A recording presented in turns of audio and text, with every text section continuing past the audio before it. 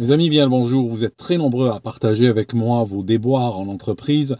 Et un des points très récurrents, c'est les vérités qui ne sont pas bonnes à dire.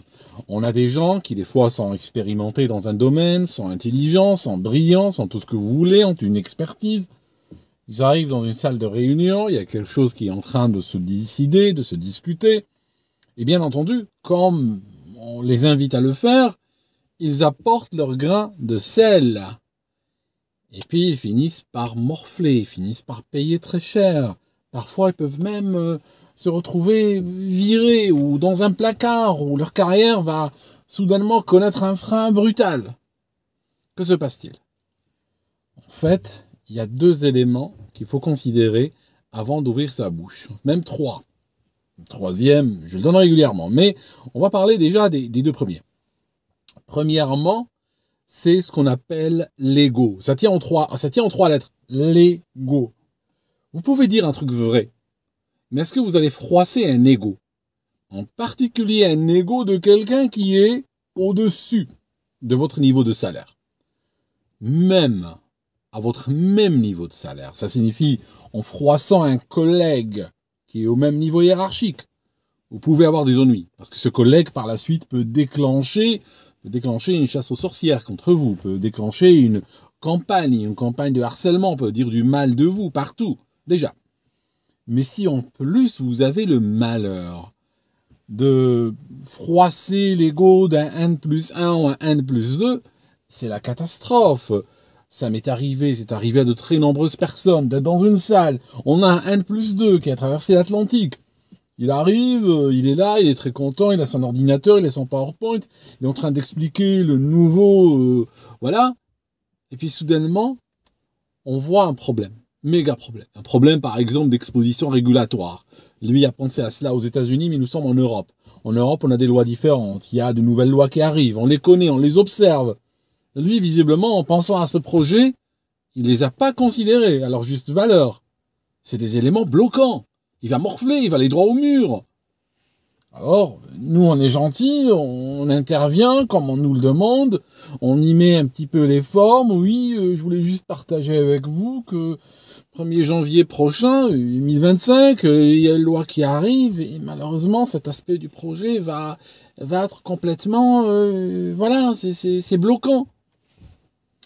Alors, problème, c'est que vous avez raison. Vous avez raison. D'accord. Vous avez économisé de l'argent à la compagnie. Mais vous avez froissé un égo. À ce moment-là, vous êtes foutu. Je connais très peu de compagnies. Honnêtement, et même si vous êtes dirigeant de compagnie, je vous le dis droit dans les yeux. Même si vous êtes... il y a des VP, des directeurs, même des CEO qui m'écoutent. Je vous le dis sans détour. Est-ce que votre compagnie est capable de supporter des blessures d'égo? C'est tout. Une bonne partie des pertes de l'argent des compagnies, une bonne partie des licenciements de masse, des faillites, des cours d'actions qui dégringolent, sont liés à des égos qu'on n'a pas voulu froisser. Donc aujourd'hui, moi je suis dans une boîte. Dans la boîte lambda, je vois le gars aller au mur. Mais par contre, si je dois froisser son égo, je préfère me taire. Honnêtement, la question que je me pose est celle-ci.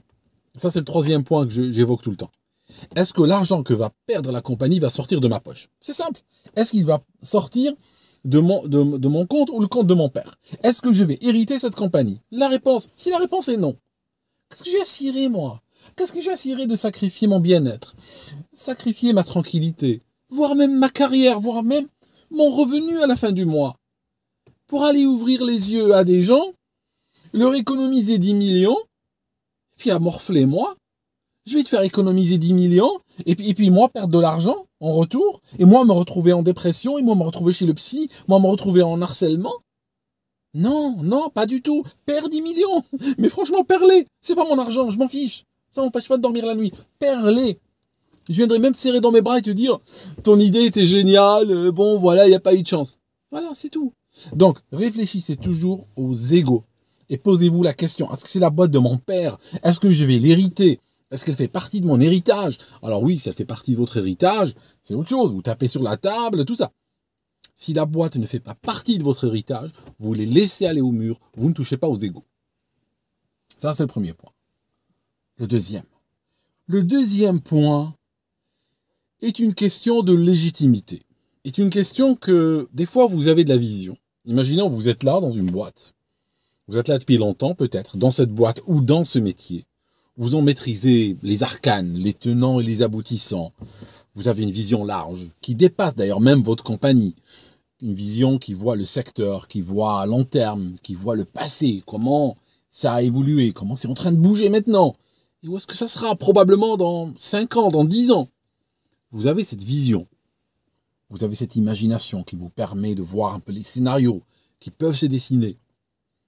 Et puis, vous êtes employé dans cette boîte et soudainement, vous allez parler pour intervenir dans une situation où vous pensez que il faut parler parce que vous allez apporter une valeur ajoutée. Et vous avez raison. On part du principe que vous ayez raison. On ne dit pas que vous avez tort, vous avez raison. Et vous morflez quand même, je vais vous dire pourquoi. Je vous donne un exemple de la vie de tous les jours pour que vous puissiez comprendre. Mettons, vous déménagez. Vous déménagez je sais pas moi, d'un quartier à un autre ou d'une ville à une autre. Vous téléphonez à une entreprise de déménageurs pour qu'ils vous envoient des gros bras. Oui, la machine à laver est lourde, le bahut, tout ça.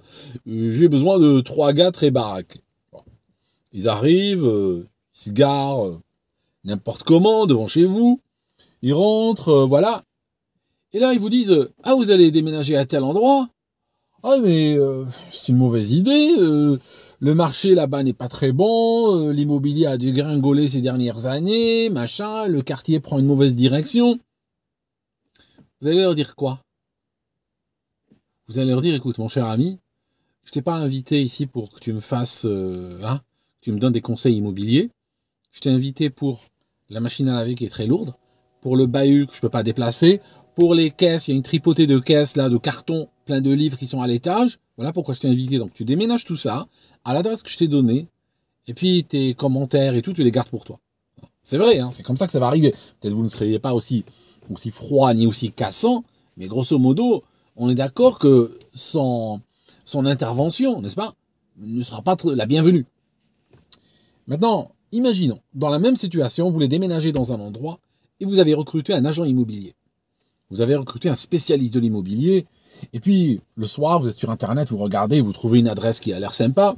Le lendemain matin, première heure, vous l'appelez. « Eh, bonjour, j'ai trouvé un endroit, une maison, ça a l'air intéressant, j'ai vu en ligne, je vais vous envoyer le dossier, qu'est-ce que vous en pensez ?» Et là, il vous répond « Oula, non, ce quartier, tous les gens qui ont acheté sur les 5 dernières années sont négatifs maintenant, c'est en train de dégringoler dans cette zone, il y a pas mal de problèmes, la mairie a changé de main, les choses sont en train de partir dans la mauvaise direction et tout. » Vous allez dire quoi? « Oh, merci de m'avoir averti, donc, ouais, c'était sympa, hein, ça avait l'air joli sur le papier, mais heureusement que je vous ai là avec moi. Donc, je vais laisser tomber, je vais passer à autre chose, je vais regarder ailleurs, dans une autre zone. » Vous voyez? Le même conseil. Mais pourquoi? Parce qu'il y a quelqu'un qui était légitime, l'autre qui ne l'était pas. Or, le problème dans l'entreprise, c'est que souvent, on vous paye pour un certain taf, un certain travail, et si vous êtes au niveau de l'exécution, qui est le niveau le plus bas généralement dans une entreprise, si vous êtes ce qu'on appelle un contributeur individuel, single contributor, comme ils disent dans les compagnies anglophones, donc si vous êtes un exécutant, vous n'êtes pas là pour apporter de la vision, même si vous l'avez. Vous n'êtes pas là pour apporter de la vision, vous n'êtes pas là pour apporter des choses sur le long terme ou des perspectives et tout ça. Ça, c'est du niveau PDG. Ça se passe dans le bureau du PDG, ça se passe dans le bureau des vice-présidents, tout ça. C'est des conversations qui ont lieu bien au-dessus de votre niveau de salaire. Alors, je dis pas que vous avez tort. J'imagine même allant jusqu'au cas où ils ont tort et vous avez raison. Ils ont manqué de vision. Ils n'ont pas de vision. Imaginons que c'est des gens qui ont été catapultés là. Le mec est arrivé parce qu'il est le fils d'un tel. L'autre s'en fiche, tout ça. Peu importe. On parle pas de la réalité des choses. Dans l'entreprise, c'est rarement au sujet du fond des choses. La question, c'est au sujet de leur apparence. Dans l'apparence. Selon toute apparence, vue de l'extérieur. Vous êtes comme ce déménageur qui est en train de parler de l'opportunité immobilière que vous contemplez et tout ça. Et votre décision était déjà prise de toute manière. Et lui, il arrive comme ça, il l'ouvre, il est en train de perdre du temps alors qu'il pourrait commencer déjà à déménager, remplir le camion. Vous voyez? C'est exactement ça. Vous n'avez pas la légitimité. Quand vous n'êtes pas légitime, vous parlez, vous avez raison, et on va vous éconduire quand même. Alors, les solutions sont très difficiles, il n'y a pas de solution simple. Par rapport à l'ego, je vous le dis, en des termes non incertains, si vous êtes dans une situation où vous froissez un ego, où la compagnie perd 10 millions, vous ne froissez pas l'ego, vous laissez les 10 millions partir. Vous les laissez partir à la poubelle, c'est pas votre argent. Et tous les jours, des milliards sont perdus de l'économie, partent à la poubelle, et c'est pas grave. C'est comme ça, c'est le coût de l'ego, c'est le coût que les compagnies payent pour l'ego de leurs dirigeants. L'ego n'est pas gratuit, contrairement à ce qu'on croit. L'ego coûte. Et ben voilà, il coûte ses pertes. C'est tout. N'allez pas mettre votre corps au milieu. Si vous trouvez des opportunités de parler, vous pouvez parler, mais franchement, il faut que vous ayez la légitimité. Il faut que vous ayez le mandat pour parler. Si on vous demande d'exécuter sur une idée, et que l'idée est foireuse, juste s'il vous plaît, la seule chose que vous pouvez faire en réalité, documentez tout. Vérifiez que tout soit écrit noir sur blanc, parce que le jour où ça ira au mur, ce qu'on va faire, comme dans toute entreprise qui se respecte, on va commencer à trouver des coupables. On va chercher des gens, et en général, ça cascade du haut vers le bas. Ça signifie qu'on va essayer de trouver, les décisions sont souvent prises en haut des hiérarchies, exécutées en bas de la hiérarchie, et la faute, le plus souvent possible, on va la mettre sur les gens qui sont en bas de la hiérarchie, qui n'ont fait finalement qu'exécuter, qui n'avaient pas droit au chapitre. Donc faites très attention. Si vous devez exécuter des idées stupides, et Dieu sait que des millions de gens le font tous les jours, eh bien, documentez tout. Comme ça, le jour où il y a un problème, vous dites, bon voilà, oui c'est vrai, moi j'ai exécuté sur cette idée-là, mais bon, c'est une vision qui m'a été communiquée à tel meeting, il y avait telle personne, j'ai le chat, j'ai le texte, j'ai l'outlook, j'ai tout, j'ai le rapport, j'ai aussi confirmé cela par écrit, tout ça. Donc moi, bon, je sais pas s'il y a eu des salades par la suite, moi ça me regarde pas. Voilà, c'est tout. Donc, essayez de vous protéger. Soyez égoïste dans le milieu de l'entreprise. N'êtes pas là, dès que il y a des gens qui rentrent dans l'entreprise qui embrassent un petit peu l'ambiance collectiviste, on est ensemble. Non, on n'est pas ensemble. Chacun pour soi. Comme dans la vie de tous les jours. Chacun pour soi. Et dans l'entreprise, encore pire. Voilà, mes amis. Merci d'avoir écouté cette vidéo jusqu'ici. Je voulais vous montrer encore une fois un petit coup de pub pour mon livre Toxique.